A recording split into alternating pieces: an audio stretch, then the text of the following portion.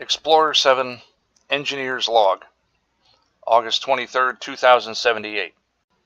Chief Engineer Darkizer recording. Explorer 7 has been sent to the star HD 40307 in an attempt to reestablish contact with an outpost established here 2 years ago by our sister ship Explorer 2. There has been no communication with Explorer 2 for some time. As usual, we hope for the best and plan for the worst. Given that the star system is 44 light years from Earth, there could be any number of reasons why communication was lost. Since our new Mark IV jump drives have been installed, the captain has taken this as an opportunity for a complete shakedown cruise as well as a potential search and rescue mission. We've made the last several jumps without incident. One final jump should put us in system, and if navigation is correct, should establish a parallel lunar orbit. The board is green. The order is given. 10 seconds to jump. Timer is running. All systems go. Jump. Oh, always hate doing that. Jump is successful. We have some indicators on the board.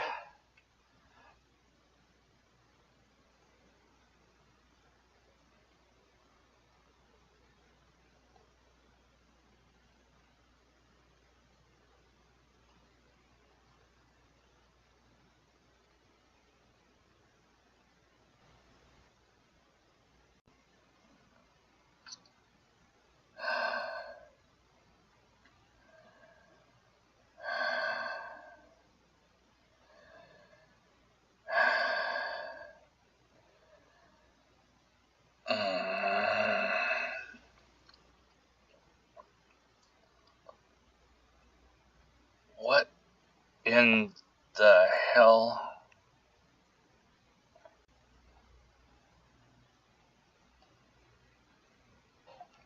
Oh, well, alright.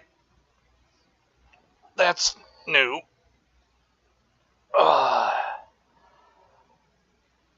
Okay.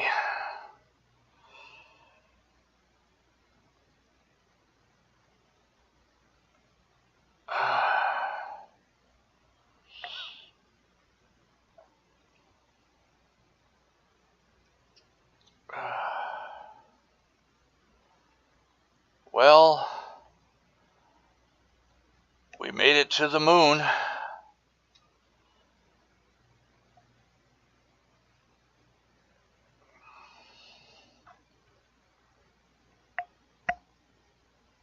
This is Chief Engineer Darkizer calling anyone from the Explorer 7. Come in, please.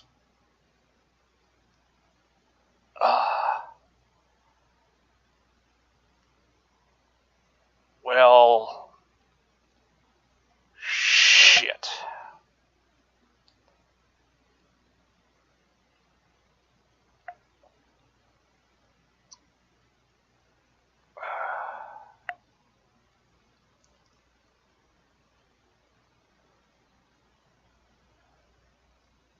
Check the suit recorder. Suit recorder is on.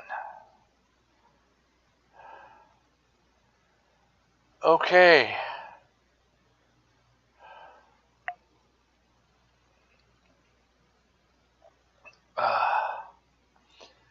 Chief Engineer Darkizer.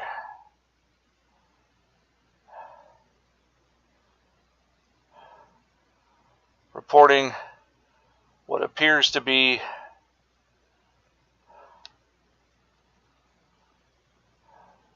the crash of Explorer 7. The last thing I remember, we had successfully jumped in system and we're in the process of attempting to achieve a matching orbit with the planet's moon. It would appear that we had a malfunction.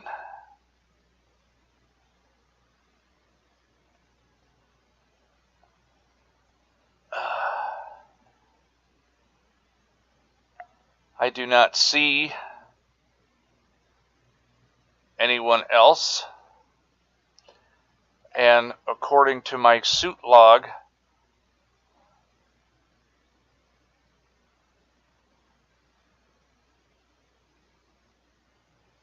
the emergency escape pods were jettisoned.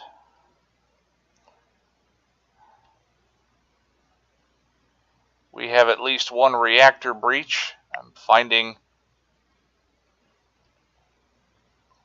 processed uranium ingots scattered around on the moon's surface.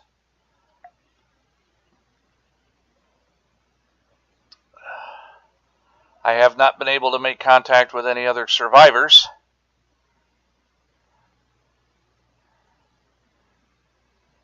However, the fact that the escape pods are jettisoned leaves me hopeful. Someone must have made it out in order to jettison those pods. I also awoke and found myself inside an emergency cryopod on the landing bay. The landing bay itself is a wreck. Our scout ship may have been lost in the initial explosion. It may have been lost when we crashed on the moon. However, I don't remember going to the cryopod, so it's possible that at least one other crew member remained alive. I was wounded and they put me in it. I have a fairly limited amount of hydrogen and an even more limited amount of oxygen. However, I see some more wreckage off in the distance.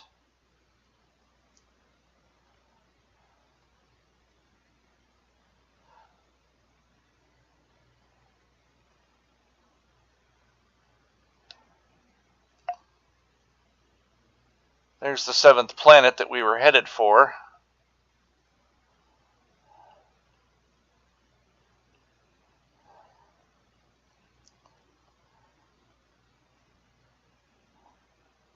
So far, nothing serviceable in any other wreckage.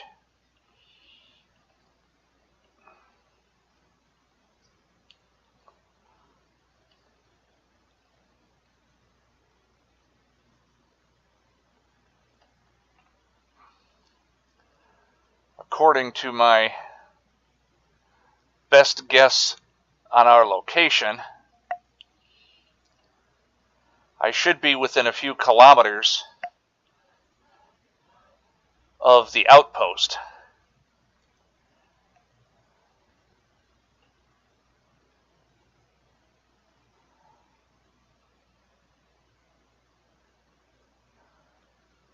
I still don't see any signs of anyone else. I am not encouraged. No other survivors. No escape pods.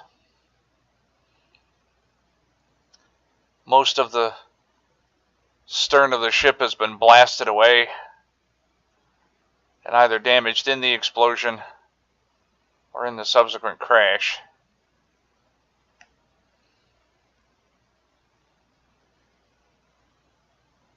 Nothing serviceable here. And no signs of life.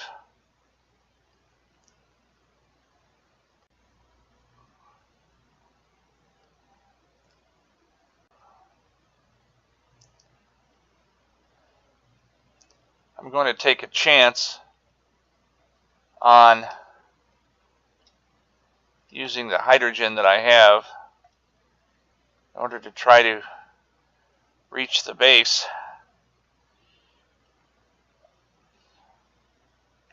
Before I run out of oxygen.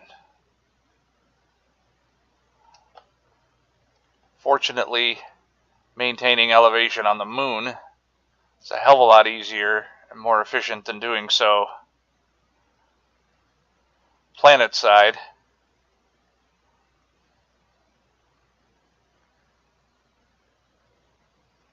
The added height also lets me see farther, so with any luck I'll spot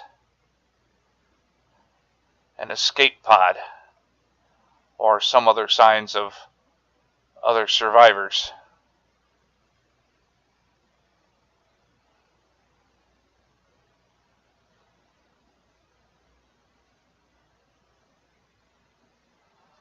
Nothing so far.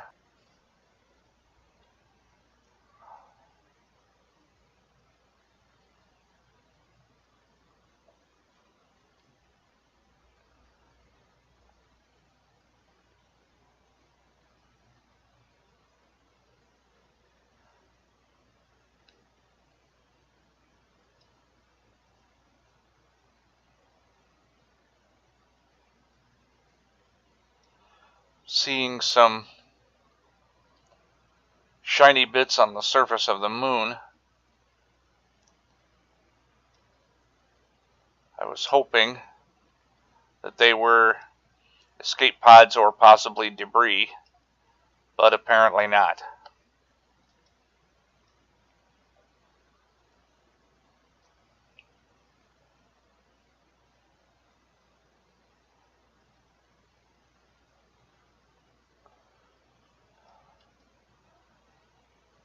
I'm leaving the light side of the moon for the dark side now. I don't plan on exploring here terribly long. My visibility is going to be limited.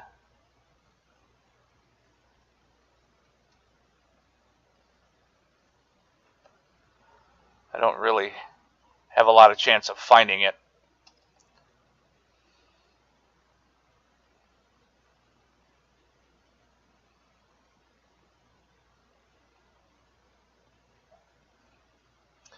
I'm going to move back towards the light side. There's no point in stumbling around in the dark. My O2's down to about 60%.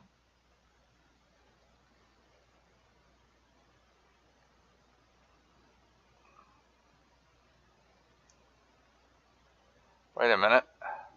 Something coming up on the horizon. It looks like the outpost. I'm still not getting any signals from anyone. This is Explorer 7. Is anyone there? Oh,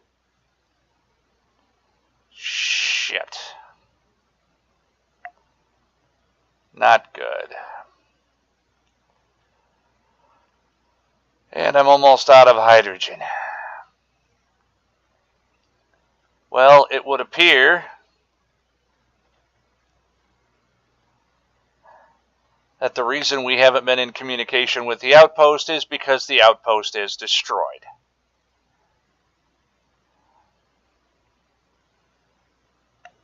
Well, I think it's safe to say I'm pretty thoroughly fucked.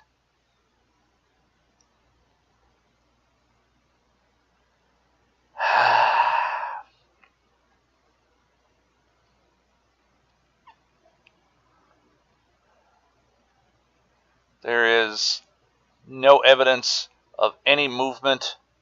Oh, wait, what's that down there? That looks like an O2 cylinder.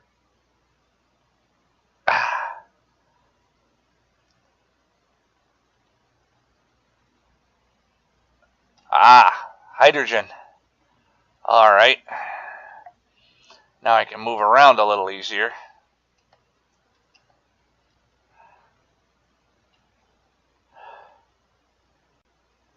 Gravity's about 0.25 g, so the moon must be a little bit larger or denser than Earth's moon. But it's reasonably safe for me to move around. I don't have to worry about falling as long as I don't gash my suit open on anything.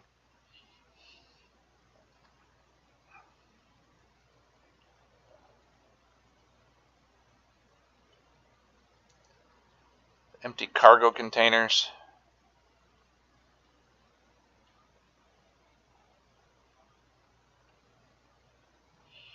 See if I can patch in with my suit system. Well, we have Gatling turrets with ammunition and O2. Bottles and bottles and bottles of O2. And looks like they had some emergency supplies. Whatever it was that destroyed the base must have destroyed it quickly. It doesn't look like that any rounds have been fired. It doesn't look like any attempts were made to repair anything. Well, one way or another.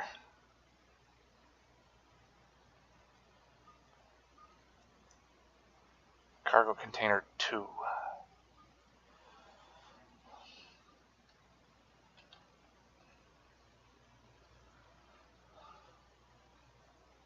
They have 5 small cargo container 2s. Who the hell designed this thing?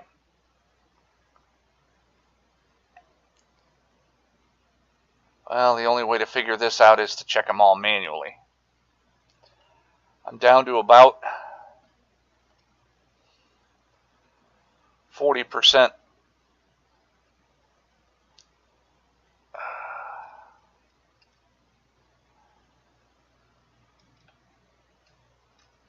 But now I have enough hydrogen to move around. And now I have lots of hydrogen.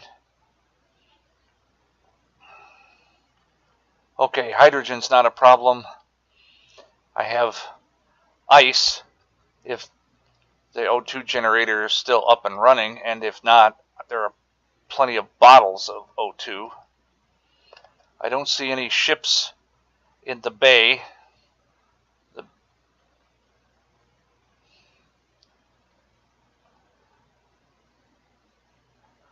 All of the atmosphere is completely compromised all over the base.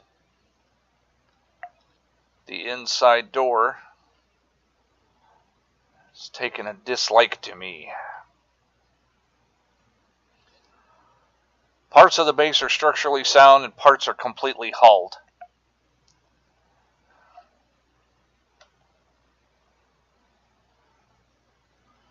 Got to find those O2 bottles.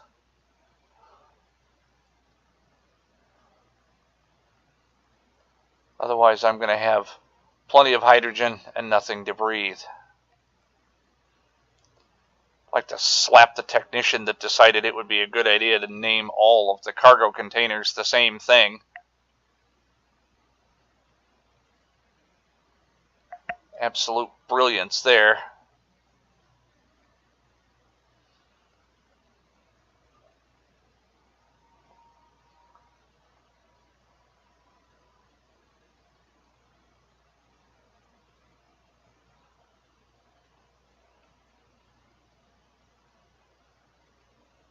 Bingo!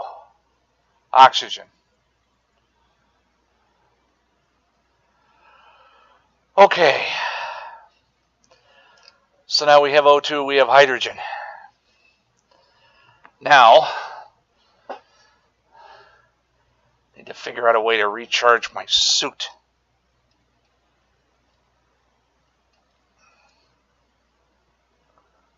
It looks like the solar array is pretty badly damaged, but enough of it looks intact that should still be providing some power. The batteries are holding a partial charge.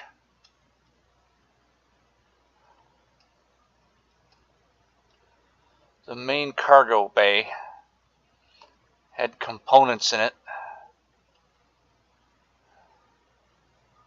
So now I need to try to find that.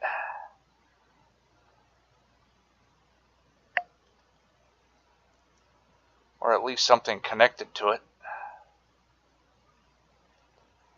No joy there. I see what looks like the wreckage of a ship. Probably one of the base's scout craft, possibly a mining ship. Doesn't look like there's enough of it left to say so. Wait, the O2 generator looks like it's working. Batteries are completely dead. No, they can't be. Lights are still on. Ah, it has a reactor.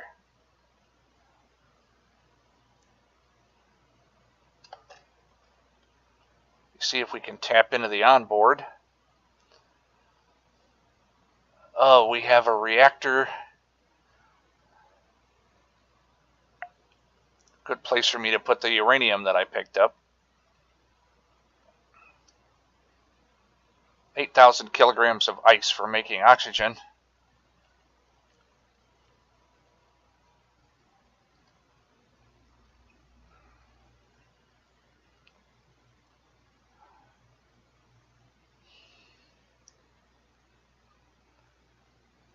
Let me get my damned HUD working. Oh, there we go. Okay. Yeah, the oxygen generator is in good repair. Okay. Ah, and there is the cargo bay.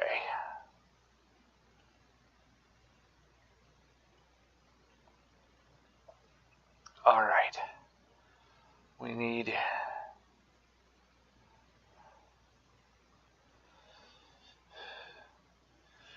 to build a cockpit and fast.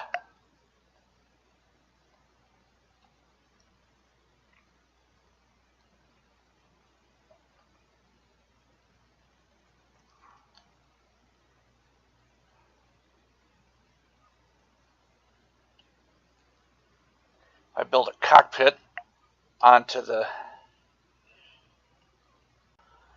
oxygen generator. Between that,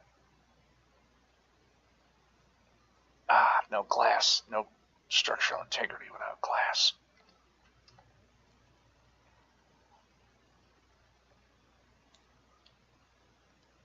Oh, thank goodness.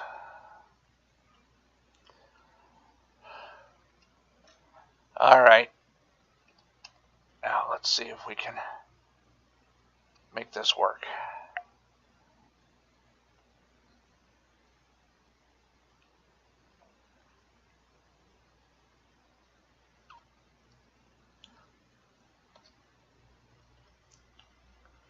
Okay. Suit power coming up. Suit oxygen coming up. Suit hydrogen recharging. I'm also now tapped into local GPS. Looks like we have some sort of an ore handling facility a few kilometers away.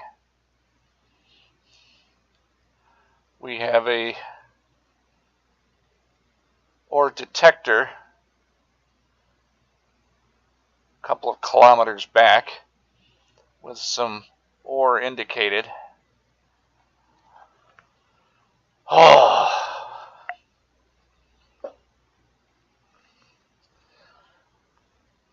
Well, I'm in some fine shit now. It's pretty obvious to me that Explorer 2 arrived safely. There must have been some sort of breakdown in communication. Could have been anything. The distance between here and Earth is 44 light years. Over that span of distance, anything could have happened to interfere with communication. So obviously they deployed the base, got everything set up, or at least attempted to, and then something catastrophic happened. For the moment, my immediate survival is no longer in question. I have plenty of ice. I have a working oxygen generator. I have a reactor and uranium for power, and bottles and bottles and bottles of hydrogen. Long term, I don't know. It was more than a year after we lost communication with Explorer 2 before Explorer 7 was even sent. And the journey itself was close to 14 months. That's allowing for an optimum jump window. Given that Explorer 2 lost communication, Explorer Command will not be alarmed when Explorer 7 does not report in, at least for some time. Best case scenario for us and our mission parameters were to arrive, reestablish communication, stay to facilitate any assistance that the base might need, and then return to Earth and make a report. So they won't even notice that we're gone for the next 15 months. By then, the optimum jump window will be gone, and the next available jump window, if my memory serves, will be about 6.5 years. So on the short term, I'm alive. I'm apparently uninjured, except for an incredible throbbing in my head. Over the long term, I'm pretty much screwed. This is Explorer 7 Chief Engineer Darkhizer signing off.